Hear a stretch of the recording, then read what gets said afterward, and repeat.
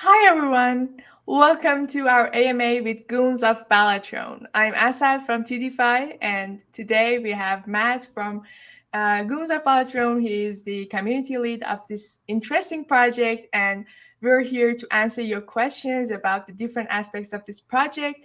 Although we really like to have Mark with us too, but I think he was not feeling okay, and I hope that he'll be fine soon. So we're going to ask Matt about different aspects of Goons of Balatron. And you know that it's been a while that the gaming industry has seen a really great revolution using the blockchain technology and the cryptocurrency space. And play to earn games have been in a really great trend, although the market is not seeing its best days now. But there are still lots of projects which are progressing strongly and they're attracting the attention of the participants in the gaming and also crypto space. And GOB or Goons of Balatron is one of them for sure. And I'm so interested about your project Matt. I would like to start the questions. So, hi, how are you? How are you doing? I'm doing well. Thank you for having us. It's so great to be here today. I know Mark did want to show up very badly. Unfortunately, he is feeling under the weather today. It's not surprising. The co founders work extremely hard for the project. They're always putting in extremely long hours. So at some point, that's got to catch up with you. I hope we need to put him to bed and give him a glass of water and get him back up to 100%. But I'm glad that we get to hang out today and talk about the project because there's a lot going on. It's just a very exciting time, even if, as you say, the market is not exactly seeing its brightest days, although it has been green recently. So, fingers crossed, maybe. Yeah, exactly. I'm so glad to have you here, and yeah, I hope that Mark will feel better soon. And yeah, let's start with the questions. Before starting the first one, I would like to mention that we had a tweet on TDFi Twitter account, and we asked you for your questions from Goons of Balatron. And the good news is $10,000 worth of GOB tokens will be given to 10 lucky winners that helped us to find the best questions. And after all, I'm going to ask those questions. But before starting, can you please give us a brief introduction about your project and what does it do? How does this game work? Absolutely. So this is absolutely like diving headfirst into a deep pool because what we're doing at Goons of Balatroon isn't intended to be simple in any way. We see so many projects just rush to put out a product extremely quickly. They want to put out a profile picture collection on the NFT side, or they want to drop a token extremely quickly, or put out a really basic game. We didn't elect to do any of this. Instead, we took the time and attempted to put in a very deep ecosystem. So we start off with a project which is NFT based at its core. We have 9696 NFT profile pictures, and those are the core asset of our ecosystem. And in that, we have lore, we have a story, we have, comic assets, video assets, but it all really goes to tie into the game ecosystem we're building, along with the gob token, which provides basically the backbone for the entire economy that's going to be running that we're creating. And our first iteration is the Goons of Balatroon trading card game, which in itself utilizes the Goon NFTs as the main layer, but also incorporates another more than 250 uniquely and beautifully designed cards, which are also NFTs and can be collected, traded, and of course, played with. They're at their base a game asset that will contribute to an extremely fast-paced trading card game. But that's just the tip of the iceberg as we're now moving to implement an entirely new game to our ecosystem. That's going to be more of a role-playing game, classic role-playing game for people who are interested in that.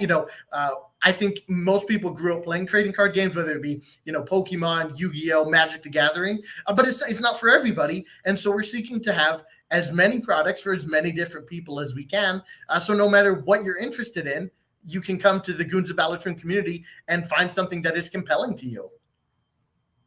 Great, great. That sounds so interesting.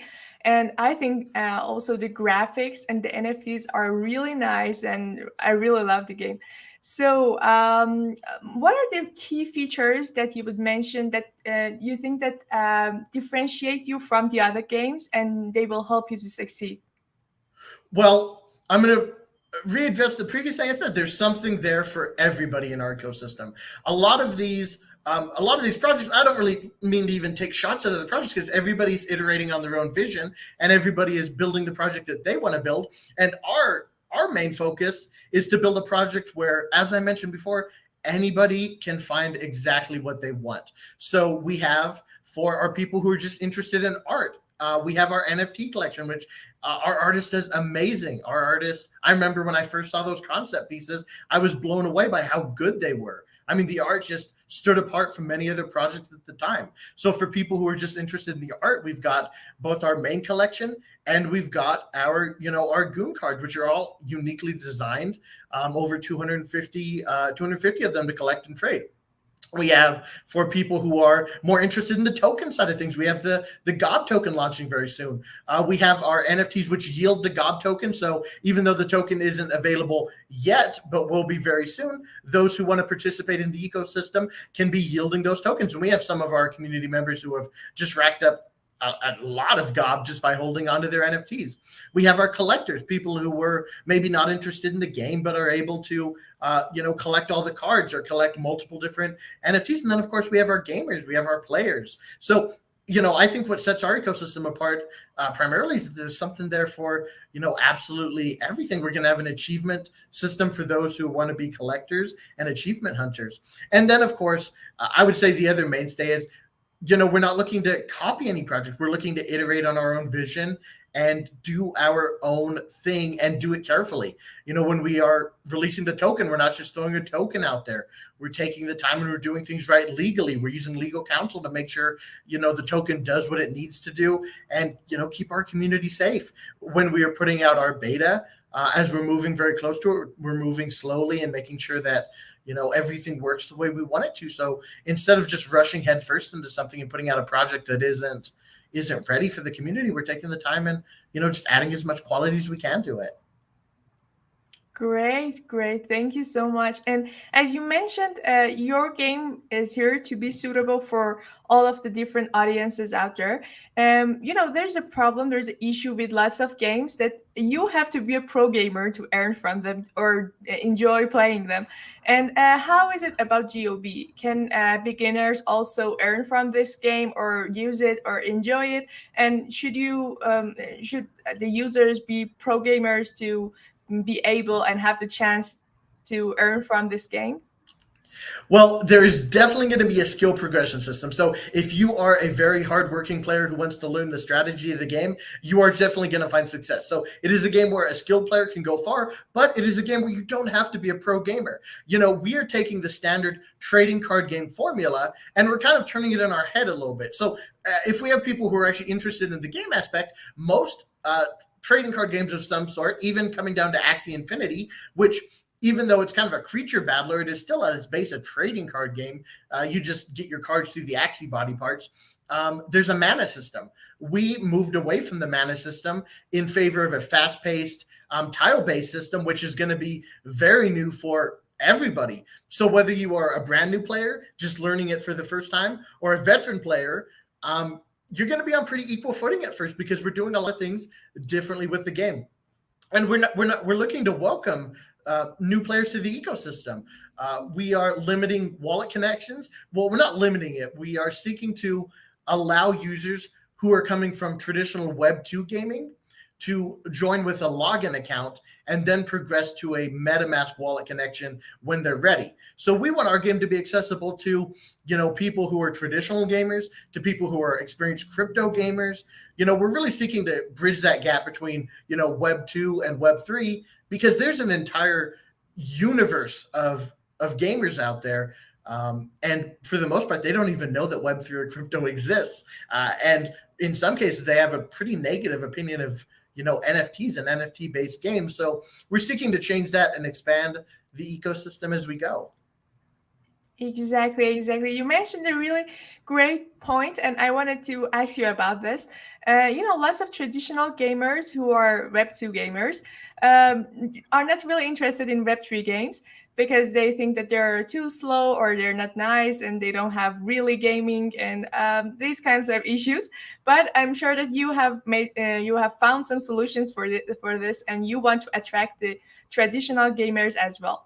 So, what are your plans, and what have you done to make your game be attractive for the traditional gamers as well? Well, that's a great question. That's an absolutely great question. Gamers, like you say, the traditional gaming ecosystem, they don't look particularly favorably on NFTs or NFT based games. And, as a gamer myself, I believe that gamers will get more benefit in the future from NFTs than almost any other group out there. So many in-game assets that players work hard for and they play for and they earn in some cases they purchase through loot boxes. They don't even own these assets. They spend so much money on a Fortnite skin or an Apex, legendary item. But at the end of the day, when they stop playing that game, they have nothing. Or if they get banned, you have wrongful bans here and there. They have nothing. They lose everything that they worked for, everything they spent their money on. If those were NFT assets, there are a ton of people out there who would happily pay for, a top tier, cosmetic item in any of these games. And that would just add more value back to the playtime and, invested by the player. Now, to address your other question, why don't traditional gamers like NFTs or crypto-based games? And you kind of hit the issue right on the head. For the most part, they're not, I'm not going to say they're not fun, but they're not super complex or interactive. For the most part, they're, button clicking simulators where you basically, auto stake. You just hit a couple buttons and it goes through a couple actions. And traditional gamers, they value fun extremely highly because they're not used to playing, the play to earn ecosystem. They want to play to experience. And for us, that's extremely important.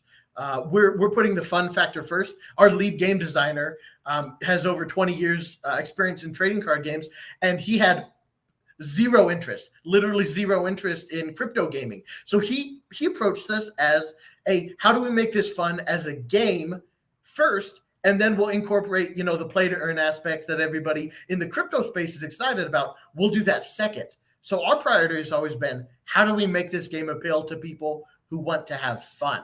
That was our main goal, and it still is. Great to hear that. And yeah, I think nobody hates ownership. Nobody doesn't like having the real items, having the NFTs, having the real ownership of the items you are using in a game. But the problem is having the balance between being decentralized and also being fun is always not so easy. But I'm sure that you are successful in doing this. And let's go more to the crypto part. Now comes your token, your native token named GOB. And what's the use case of your native token in this ecosystem and in this platform? How can the users actually have benefit from having this token or holding this token? Absolutely. So the GOB token, as you mentioned, GOB, is going to be the backbone of our entire in-game economy. What you see, a lot of these gaming projects elect to go for a two-token approach. So they will go for a governance token and a utility or rewards token. For example, you have Axie Infinity, which has SLP and AXS. You have PegXC, which has VIS and PGX. And these are kind of a two-token approach. And what happens generally is one of those tokens is uncapped or has a very high supply, and it's consistently being minted as players, experience the ecosystem, play and win. And what this results in is the rewards token, slowly begins a march kind of towards zero as more and more of it mints and it becomes inflationary. And while the utility of the governance token retains value, the value of the rewards token tends to drag it down slowly. So by using a single token that provides for everything that the ecosystem needs, from rewards to governance, we kind of protect the token's value by not decoupling it, but we also seek to add a ton of value in, because everything you want to do in our ecosystem will take place through the GOB token, whether it be purchasing cosmetics. Gamers love to express themselves. They love to, show off exclusive skins, voice packs, animations, all of that stuff. We're going to have cosmetics within the Goons of Balatroon ecosystem. Right now, we have a land sale coming up. You're going to use your gob to obtain land, and future factions as we look to expand the game. All of these things are going to come back to gob, back to the gob token, and it's not going to be this. And we also have a cap supply on it, so it's not, a limitless supply that will consistently be minted out. And the final big factor, if you look at a game like, Pegaxy or Axie Infinity, where you spend your reward token to buy more Axies or more Pegaxys, which in turn will earn you more reward token, we don't have a breeding aspect in our game currently. We're going to have a crafting aspect for our cards, but there won't be a breeding aspect where you multiply your gains procedurally over time, whereas most of these projects have that. It really inflates the token supply and detracts from the value itself. Yeah, exactly. It's so important to pay attention to the tokenomics and the economic part. And is there any profit in holding GOP token or something like a staking program or something like this? So right now, this is what our staking looks like. So our main collection NFTs right now, as the token is not yet released, the main NFT collection yields GOB tokens every day. And there is a way to kind of get a bonus multiplier for holding our secondary mintable collection of our Goon Body NFTs. And so when you hold those two, both of them produce a GOB token yield per day, but when combined together also have a bonus yield. So you get your APY and GOB token that way right now. Of course, this will last. We've put a lot of effort into making our project give it a lifespan. We want it to have longevity. So, where, a week feels like a long time in the crypto space, we've given our yield rates for our NFTs a 2-year runway. So there's going to be a lot of potential for our NFT holders to earn. Now, as far as token holders, there's going to be something for them as well. Similar to the way NFT Worlds looked at staking their NFT world NFTs, we're going to have our land NFTs, which are launching soon, which will allow for the staking of the GOB token there as well to realize additional, APY. So there's going to be a lot of ways for people who want to take part in the ecosystem to earn and stake and kind of get those bonus rates as they experience our entire ecosystem. Great. That looks so interesting. And as you mentioned, there was a real issue in lots of games because they didn't have limited supply and they were just generating tokens and just giving rewards. And after a couple of months, we saw that the value of the tokens just dumped and dropped so hardly, and the game was not profitable at all. So do you have any special plans? As you mentioned, you have limited supply, but I want to know more about your tokenomics and how you want to manage to sustain the value of your token in long term. Absolutely. So, as you mentioned, and as we're discussing this, I don't want it to sound like I'm taking shots at any of these projects. Obviously, the achievements that Axie Infinity have had are just amazing. And they are one big announcement away from completely, getting their economy back on track. They've got a lot coming with their own land sale and, not land sale, but their own, land aspect and expanding their game. So, as your listeners are, hearing us talk, I don't want them to think that we're taking shots at any of these, powerhouses in the NFT gaming arena. But, it is something that is very important to take an honest look at and say, okay, right now, these tokens are having a lot of trouble. And, market conditions, of course, don't help. But the technicals of the token are very important as well. And as you mentioned, having a cap supply is important, but also giving a ton of use case to the token is just immensely important. If you look at, a lot of these traditional gaming tokens, what do they actually do? Well, as I mentioned before, they pretty much allow you to get more NFTs, which multiply the amount of token you're getting. So if you start out with, 4 Axies, you could get, 8 Axies very soon. And now you've doubled the amount you're bringing. You're minting twice the token supply. Now, if you double that again, those 8 Axies quickly become 16. They become 32. They become 64. And it becomes very easy to get out of control when you're minting the token. And the only use case contributes to minting more of the token and devaluing it at this time.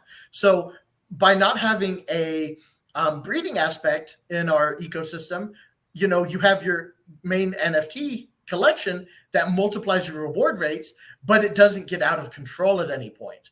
It stays within that constrained amount that we've written into our tokenomics. A holder of our NFT will receive 10x reward rates and a free-to-play player, because we want everybody to experience our ecosystem.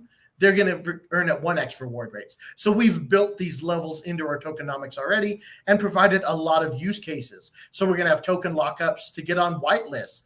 We're going to have, tokens are already being used, even though it hasn't launched yet, are being used to buy card packs, which are important for the game ecosystem. There's going to be used to buy land as we go forward, to obtain different factions, to get cosmetics. So whereas most of the gaming ecosystems have one use case, and that use case contributes to the inflation, we don't have an inflationary use case. And we have just a myriad of uses for the token. People are going to want to spend the token. There's going to be things for the people to spend the token on. Great. It seems that you have found the solution for all of these issues. So we hope so. Where can we buy this GOP token? So right now we're in the pre-release state. So if you wanted to get your hands on it at this moment, purchasing a Goon NFT from OpenSea is a way to yield it daily. But the token is right around the corner and will be dropping on the 6th of next month. And it is going to be, and I have to check the details right here to get the exact place you're going to be able to buy it. You're going to be able to get it on Probit and Quick Swap DEX, which is on Polygon. So we're launching for a main exchange and a decentralized exchange as well. Mark was going to have check that question, so I had to get a cheat sheet on it. But we're targeting those two when the token drops on the 6th.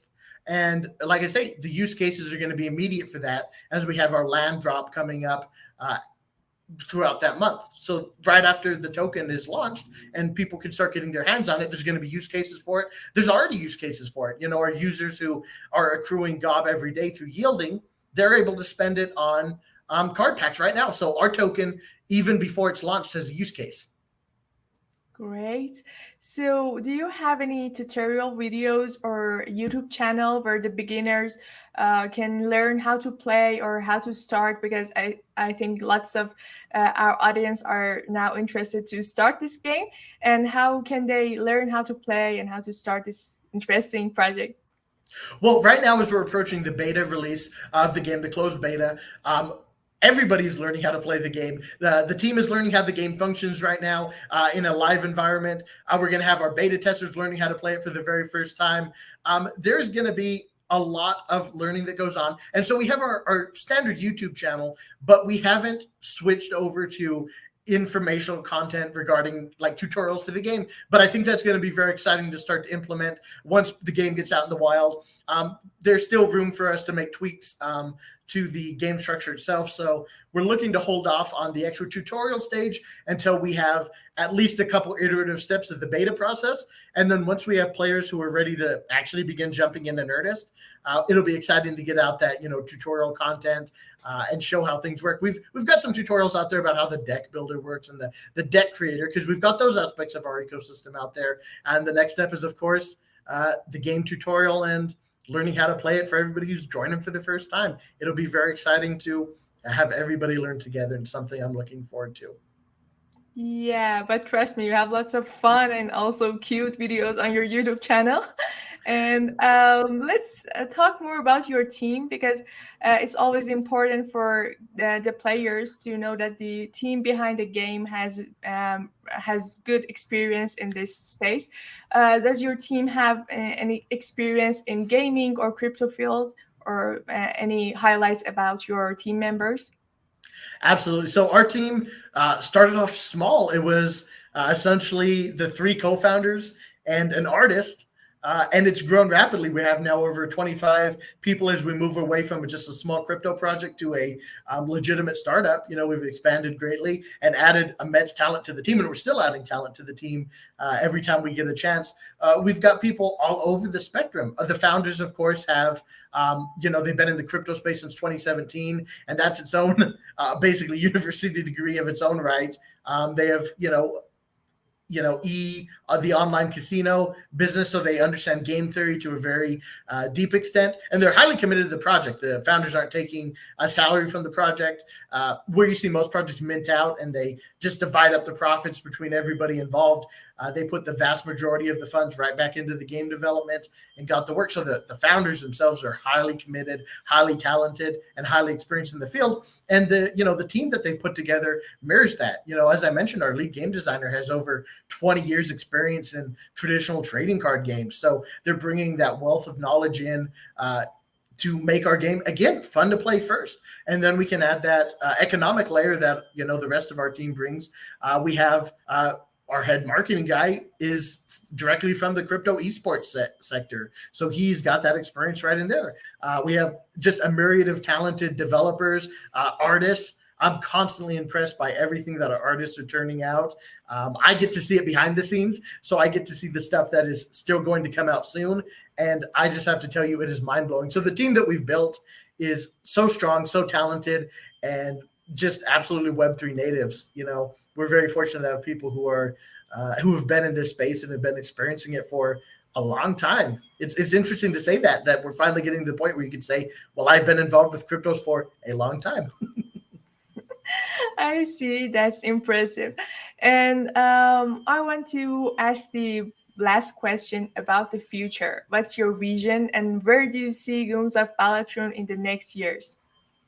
So our entire central vision is a couple steps. First, we want to have fun. We want our ecosystem to be fun. We want our story to be fun. We want it to be funny. We want it to be wild, wacky. We want it to be rebellious. We want it to be different from what is out there. If you think about most games, they take themselves pretty seriously, right? They're either high fantasy like knights and magic, or they're science fiction, and they take themselves very seriously, which is fine because there's absolutely a demand for that. We're looking for the portion that gets ignored, which is having fun, humor, wild, wacky, rebellious. We're looking to hit that niche and provide a fun game. And our constant goal is to expand our ecosystem. So we're starting off with our first game, our trading card game. We're expanding to our second game right now, which for anybody listening and saying, well, is the second game going to distract from the first game? Absolutely not. We have two different teams developing both games. They're not taking attention away from each other. So we're looking to expand our ecosystem so we have something there for everybody. Further out, we're going to give additional factions to the game, which will allow us to expand our player base organically.